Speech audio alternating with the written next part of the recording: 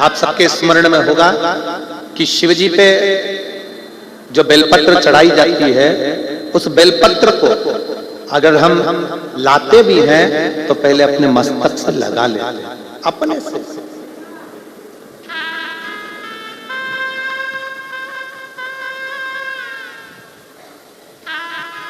शिव जी का कोई पुष्प मिल जाता है, उस पुष्प को अपने सिर से लगा लेते हैं। शिव जी का प्रसाद हाथ में आ जाता है, प्रसाद को अपन मस्तक से लगा लेते हैं। क्यों लगाते हैं? किस लिए लगाते? कोई अतिथि, कोई अपने घर में बुजुर्ग आ गया, बड़ा आ गया, कोई संत आ गया, साधु आ गया, गुरुजन आ गया, तपस्वी जन आ गए, साधु जन आ गए, अपन उनसे कहते हैं साहब आपका हाथ हमारे सिर पर रख दीजिए, आपका आशीर्वाद दे दीजिए, मस्तक पर आपका हस्त रखाएगा तो हमारा जीवन सफल हो जाएगा, मेरी रेखाएं पलट जाएगी, मेरा भाग्य सवर जाएगा।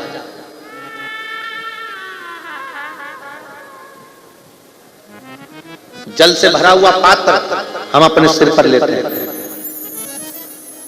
आम के पत्तों से, आम के झूमर से बंधा हुआ कलश हम अपने सिर पर लेते हैं। जल से भरा हुआ श्रीफल हम हमारे मस्तक पर लेते हैं। हम कोई भी सामग्री ऐसी नहीं लेते जिससे हमारे जीवन को निष्फलता मिले, हमें सफलता मिले।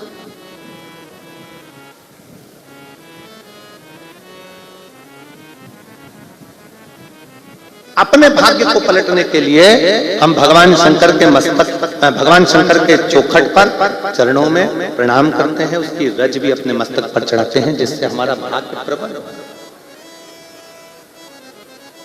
एक वो अगर आपने कभी स्मरण किया हो,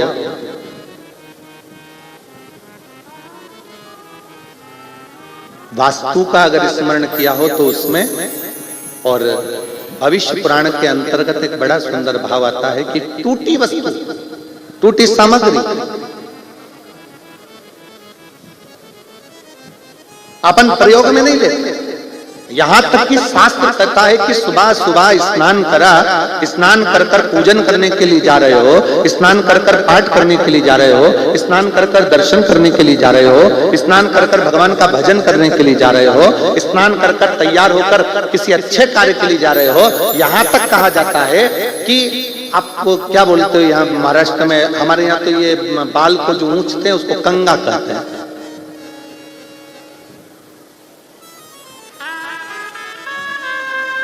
शिव तत्व तो यहां तक कहता है कि टूटा कंगा जीवन को कर देता है नंगा। यहां तक है कि अपने जीवन में तन, मन और धन, सुबह सुबह से उठे, कंगे के दांते टूटे हुए हैं, कंगा टूटा हुआ है, सबसे पहले नहाते से उसको अपने सिर पर रख लिया, मतलब अपने भाग्य को अपने मस्तक पर तुम टूटी सामग्री का यूज कर लिए। वो टूटा हुआ कंगा भी हमको तन से, जितना जितना टूटे कंगे का प्रयोग करते हो उससे हमारा तन भी बीमारियों को ग्रसित करता जाता है, बीमारियां आती चली जाती है। दूसरा, कंगा करने के बाद, टूटे कंगे का प्रयोग करने के बाद घर में मन लगता ही नहीं है, अशांति अंदर भीतर प्रवेश करती है। और तीसरा, जिस कार्य के लिए जा रहे हो, धन कमाने के लिए जा रहे हो, वो धन हमारे घर में आता ही नहीं, क्योंकि सुबह से उठकर तुमने वो टूटे हुए कंगे से अपने भाग्य की रेखा को निचोड़ दिया है। उसके 3 दांते टूट गए, 4 दांते टूट गए, टूट गया, बेकार हो गया, तो भी प्रयोग में कर रहे हैं। मस्तक पर वो टूटी सामग्री का प्रयोग अपने शीश पर किया जाए।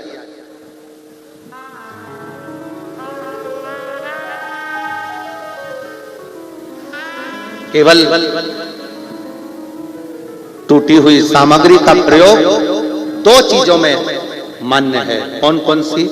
अगर एक तुलसी का पत्ता, एक तुलसी का पत्ता अगर प्रसाद के रूप में कहीं से मिला है, उस पत्ते के छोटे छोटे टुकड़े कर कर भी आप अपने घर के लोगों को दोगे तो वो तुलसी का पूर्ण पत्र माना जाता है।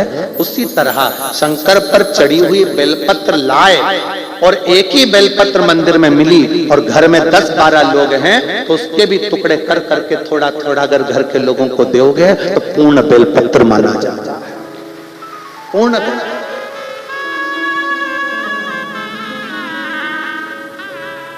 एक तुलसी का पत्ता शंकर भगवान पर, ठाकुर जी पर चढ़ा हुआ, लड्डू गोपाल पे चढ़ा हुआ, कृष्ण जी पे चढ़ा हुआ, राम जी पे चढ़ा हुआ लेकर आए, आपको मिला प्रसाद के रूप में तुलसी का पत्ता। आपने वो पत्ता एक है, रहने वाले घर में 14-15 लोग हैं, तुलसी के पत्ते के छोटे छोटे टुकड़े कर छोटे छोटे टुकड़े कर घर के लोगों को प्रसाद के रूप में दिया।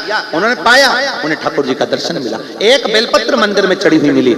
घर में तो 10-12 लोग हैं, बीमारी सबको है, तकलीफ सबको है, पर मंदिर में इतनी बेलपत्र मिलती नहीं है। एक बेलपत्र मिली, हमने उसी बेलपत्र के छोटे छोटे टुकड़े कर घर के 15 लोग हैं, 15 लोगों को जरा जरा सा दे दिया, अर्थात वो पूर्ण बेलपत्र का फल प्रदान करता है। वो पूर्ण में नहीं बैठे, कई लोग ऐसे बैठे, मेरी काकी की तबीयत खराब है, मेरे भाऊ की तबीयत खराब है, तो उसके लिए एक पत्ता लेकर जाऊंगी, मेरे चाचा जी की तबीयत खराब है, एक पत्ता उसके लिए लेकर जाऊंगी, मेरी माता जी की तबीयत खराब है, एक पत्ता उसके लिए लेकर जाऊंगी। शिव महापुराण की कथा कहती है, अगर शंकर जी पे चढ़ा हुआ एक पत्र भी मिल रहा है, उस पत्र का वह छोटा सा टुकड़ा भी अगर हमको ग्रहण करने को मिल रहा है, समझ लेना कि शिव पूर्ण है। हमने पहले भी कहा, आपके घर में शंकर का शिवलिंग खंडित हो गया, टूट गया, 4 टुकड़े हो गए, 10 टुकड़े हो गए, 50 टुकड़े हो गए, शंकर के शिवलिंग के 1000 टुकड़े हो गए, तो भी वो शिवलिंग खंडित नहीं माना होगा। वो अखंड है, अखंड रहेगा। उसका नाम खंडेश्वर महादेव हो सकता है, पर वो खंडित नहीं मान सकते उसको। वो पूर्ण है और पूर्ण ही रहेगा। टुकड़े टुकड़े हो रहे, जैसे कंकर शंकर की भूमि, सीहोर से कंकर शंकर की भूमि कुबरेश्वर धाम से आप कोई कंकर लेकर आपने जल चढ़ाया, चढ़ाते चढ़ाते 15-20 दिन हो गए, उसके टुकड़े टुकड़े हो गए, कटोरी में रखे रखे उसके 10-20 टुकड़े हो गए, 15 टुकड़े हो गए, 2 टुकड़े हो गए, वो खंडित नहीं है, वो अखंड है। क्यों हुए 2 टुकड़े? किस लिए हुए 2 टुकड़े? आप लाए कुबरेश्वर धाम से कंकर शंकर उठाकर लेकर आ गए, पूजन कर लेकर आए, टुकड़े हो गए। क्यों टुकड़े हुए? हो सकता है मेरा बाबा तुमको दुगना कुछ फल प्रदान करने वाला होगा। और कई लोग ऐसे हैं कि उसको विषम परिस्थिति में विचार करते हैं। कई लोग उसको बुरा तत्व, हमारे पास में टूटा हुआ रुद्राक्ष आ गया, हमने सोचा कि टूटा हुआ आ गया, हमारे भाग्य बेकार होंगे, हमारे पास टूटी हुई बेलपत्र आ गई, हमने सोचा कि भाग्य बेकार होगा, हमारे पास टूटी सामग्री आ गई, हमने सोचा भाग्य बेकार होगा। जा रहे थे रात्रि के समय पर, कुत्ता रो रहा था, तो मन में आया ना जाने कुत्ता क्यों रो रहा है, जरूर कोई बेकार होने वाला होगा। अरे हो सकता है कुत्ता इसलिए भी रो रहा हो कि बेचारे को भूख लगी हो, दरवाजा खोल एक रोटी दिया तो चुप हो जाएगा। पर हमारे मन में भ्रम आ गया, मेरा लड़का बाहर गया, मेरा पति बाहर गया, कुत्ता रो रहा है, मन में विचार आ रहा है। बिल्ली रास्ता काट कर चली गई तो मन में भ्रम आ गया कि बिल्ली रास्ता काट गई, तुम भी तो ना जाने कितनों का रास्ता काट जाते हो। भ्रम उत्पन्न नहीं होता। भ्रम की जिंदगी नहीं जीना। शिव को मान रहे हो, शंकर भगवान का भजन कर रहे हो, शिव महापुराण की कथा अगर श्रवण कर रहे हो, तो ये मन में भ्रम मत पालना कि मैंने ये करा कि मैंने वो करा। हाँ, ये जरूर है कि सुबह का समय जब हम बाबा को प्रणाम करें, या तो अगर टूटा हुआ कंगा भी तुम्हारे पास में है और दूसरा कोई कंगा नहीं है, तो सबसे पहले अपने बाल को अपने हाथों से सजाइए, क्योंकि ये हाथ की रेखा हमारे सिर पर जब पड़ेगी तो हो सकता है कि पूर्ण तरह से हमें फल की प्राप्ति हो जाए, हमें सुख का अनुभव हो। क्यों? चरणामृत और पंचामृत दोनों में अंतर होता है। पंचामृत किस किस चीज से मिलकर बनता है? उत्तर दो जल्दी से।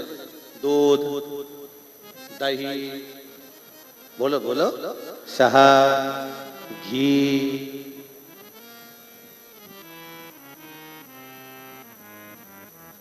मिश्री, शक्कर। तुम्हारे यहाँ तो शक्कर समझते हैं ना? ठीक है।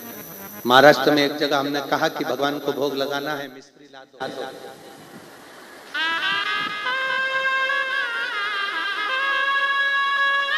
अब हम आपको क्या बताएं, तो कौन सी मिश्री लेकर आया?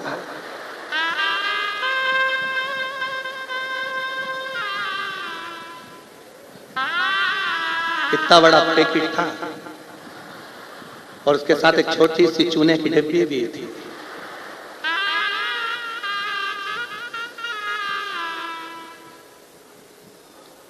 तुम्हारे यहाँ की 2-3 चीजें बड़ी विचित्र हैं, एक मिश्री, एक ठेसा। एक ठेसा भी तुम्हारे यहाँ का बड़ा विचित्र, दिल को बड़ी ठेस पहुंचाता है।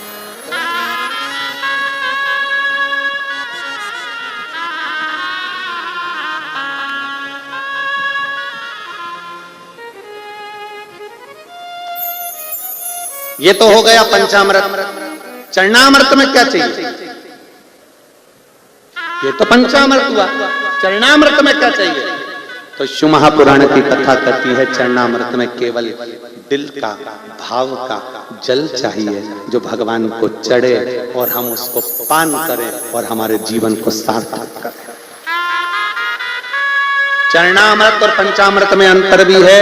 पंचामृत जब लिया जाता है, पंचामृत को जब पिया जाता है, तो पंचामृत पीने के बाद हाथ को सिर पर नहीं चढ़ाते, पंचामृत पीने के बाद हाथ को दिल से लगाते हैं, और चरणामृत पीने के बाद हाथ को सिर पर चढ़ाते हैं, क्योंकि भगवान के चरणों का जल है, हमारी भाग्य की रेखा को पलटा देगा, इसलिए इसका सिर पर चढ़ना चाहिए। ये चरणामृत, ये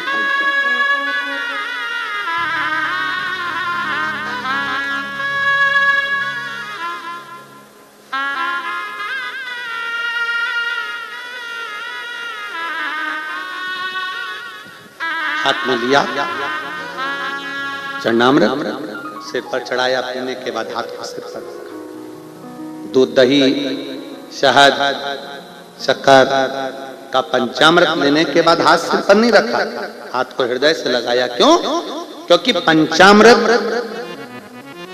भगवान के स्नान का भाव प्रकट करता है, चरणामृत भगवान के चरण के रज का भाव प्रकट करता है। पंचामृत स्नान का, भगवान का पंचामृत लेना मतलब उसके हाथ को अपने हृदय से लगाना, मतलब भगवान आपकी झांकी का दर्शन, आपके स्नान का दर्शन मेरे दिल में हमेशा समाहित रहे, हमेशा रखा रहे। और चरणामृत पीने के बाद हाथ को सिर पर लिया जाता है।